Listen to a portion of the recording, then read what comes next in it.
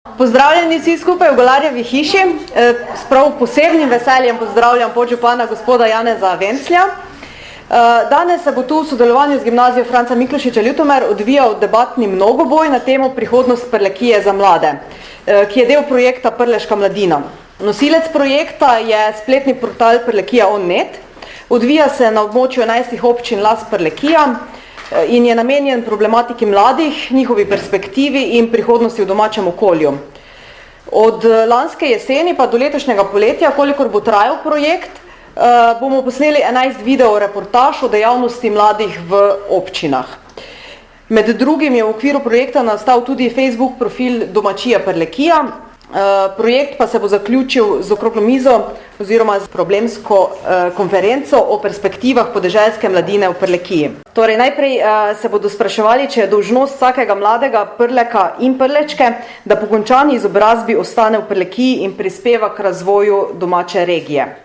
Naslednja debata pa bodo mladi predstavili argumentiran pogled na to, če je prihodnost Prlekije za mlade v ekoturizmu.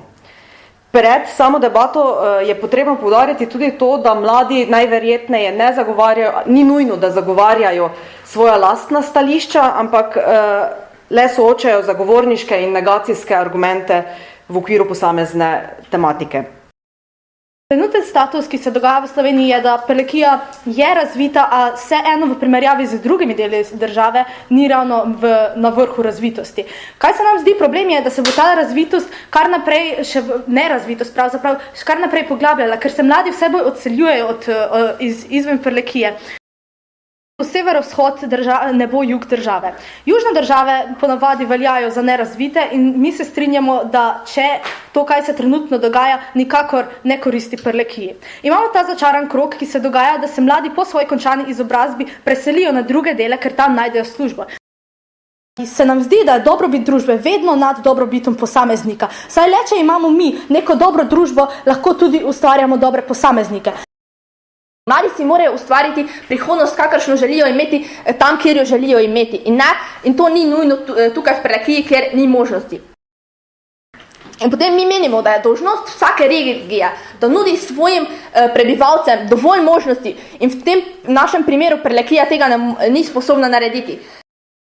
Sedaj bomo predstavila naš drugi argument, ki je enakomeren razvoj države. Razložila ga bom in sicer v 4 točkah. Moja prva točka bo neporazdeljena moč, moja druga točka bo beg možganov, v 3. točki bom razlagala nepravičnost in v 4. točki bom razlagala, kako se to z našim planom spremeniti. Mi mislimo, da se moramo bolj osredotočiti na te potencialne smeri, v katerih dejansko imamo možnost nekega višjega razvoja in da izkoristimo te potenciale in da se ne usmerjamo v vse smeri, ker to ne bo nas pripeljalo do nobenega dobrega razvoja. Prlekija je priložnost in to, da smo majhni, je lahko v bistvu naša prednost. Ker smo s tem, ko smo majhni, lahko bolj poenoteni in zaradi tega lahko dosežemo več, kot pa če bi bili razkopljeni po recimo celem svetu. Ampak mi dejansko pravimo, da to, če gre nekam drugam, še enostavno ni zagotovilo za to, da bo tam boljše. Mislimo, da enostavno Ljubljana danes velja za neko obljubljeno deželo, kar je na koncu pa se itak izkaže, da je to ena velika iluzija, da življenje v Ljubljani sploh ni boljše, kot je v Prlekiji. Ne, hvala. Dejansko vidimo ljudi, ki se izseljujejo iz Ljubljane v Prlekijo, zaradi tega, ker vejo, da je tu boljše. Mogoče so pogoji za to, da dobiš službo tu slabši, ampak življenje je neprimerno boljše, kot je v Ljubljani. In glavnem s tem bi kršili njihove človekove pravice in s tem mi menimo, da je boljše, da mladi lahko izbirajo svoje kaj bodo naredili in je boljše na koncu, da odide v samo Ljubljano in s tem prispevajo k razvoju države, kot pa s tem, da mi kratimo tu pravice in preprečimo kakršnokoli ocenovanje z te regije, ne hvala, in bodo ti mladi potem morali iti v druge države, kar še je pa bistveno potem hujše, da odidejo v druge države in s tem prispevajo k razvoju drugih držav, ne pa naprimer same svoje regije, če bi šli naprimer v Ljubljano in tam razvijali svojo državo. Mi menimo, da vsaki človek v državi ima svobodo izbire in s to svobodo izbire bi ta lahko izbral svojo prihodnost, kamorkoli bi hotel iti na kratko, ali bi šel v Ljubljano, Maribor, Mursko Soboto, Prlekijo, kamorkoli. In s tem, da bi šel v druge regije, bi seveda ti mladi ne bi šli v druge države in s tem prispevali k razvoju drugih držav, ampak k razvoju svoje države. In s tem, da bi mi prispevali k razvoju svoje države, posledično tudi prispevamo k razvoju regij v vseh regij v državi. tudi ko gremo mi študirati drugam oziroma delati drugam, prispevamo še vedno nazaj v Prlekijo, še vedno pomagamo k razvoju same Prlekije. Potem drugi takšen trg pa je bil to, kaj je v bistvu boljše sploh za Prlekijo. Oni želijo dobiti nek razvoj v vse smeri, da se bo Prlekija razvijala v prav vsako smer in da bomo dobili delovna mesta na vseh področjih in da bodo vsi mladi ostali tukaj. Ampak kar vam mi smo hoteli pokazati, je bilo v bistvu to, da bomo s tem ne bomo upoštevali dejanskih potencialov Prlekije in da bi bilo veliko bolj pametno, da mi dejansko razvijamo Prlekijo v tistih smerih, v katerih vemo, da ima nek potencial in da dejansko imamo možnost nekega višjega razvoja v teh smerih. Preko začnem z mojim govorom, bom povedala en banalen primer, ki bo naši nasprotni ekipi popolnoma razložil, kaj se dejansko dogaja. Predstavljajte si, da imate dve krave. Te dve kravi sta lastnik teh krav je neka velika družina, imaš 5 otrok. 2 otroka hranita eno kravo. Ta krava ne da, ne vem, recimo 2 litra mleka, ni, ne vem kako razvita, ne da nam veliko. Imaš pa drugo kravo, ki pa hranijo 3 otroki. Ta krava pa da, ne vem, 6 litrov mleka, ful razvita, pa vse ok. In od te krave, ki ga hranita 2 otroka, en otrok gre k tej drugi kravi, ki jo sedaj hranijo 4 otroki. In ta ena krava, ki jo hrani en otrok, propade, ker nima neke hrane oziroma se sploh ne razvija. Ta ena krava je Prlekija in ta druga krava je Ljutomer. Ljubljana. In to se dogaja sedaj. In mi se zavedamo, da ima ta ena krava, ki jo hranijo 4 otroke, sedaj tako moč in je vsa družina odvisna od te krave. In ta družina smo mi, Slovenci. In če to kravo pobere, je z nami ni okej. In s tem sem negirala njihov point, da če mi gremo v Ljubljano, pomagamo tudi Prlekiji. Kaj ni res. Zdaj pa je na vrsti debata, kjer se bodo debaterji iz Ljutomerske gimnazije argumentirano spraševali, če je prihodnost Prlekije za mlade v ekoturizmu. Glavni problem se nam zdi to, da mladi nimajo možnosti dokazati svoje sposobnosti v Prlekiji in zaradi tega odhajajo v druge kraje. Kot drugi problem se nam zdi, oziroma ga vidimo, da Prlekija ponuja možnosti za ekoturizem, vendar mi teh možnosti enostavno ne izkoristimo. In kot tretji problem, ki ga zaznava današnja propozicija, je, da se s turizmom, ki ga mi sedaj izvajamo, okolje zelo onesnažuje in tako bi z uvedbo ekoturizma mi onesnaževanje okolja ogromno oziroma zelo zmanjšali. Prlekija je žitnica Slovenije, cele Slovenije in če bi zdaj vsi šli na to eko, bi bilo ti predelki zelo dragi in bilo bi jih do 10-krat manj. Torej bi to bila neka diskriminacija, ker bi si jih lahko kupovali samo bogati ljudje. In tudi naši vinogradi, ki so eden poglavitnih temeljev našega turizma, jih je treba špricati tudi, 8krat na leto. In če mi gremo na ta ekoturizem, to prepovemo.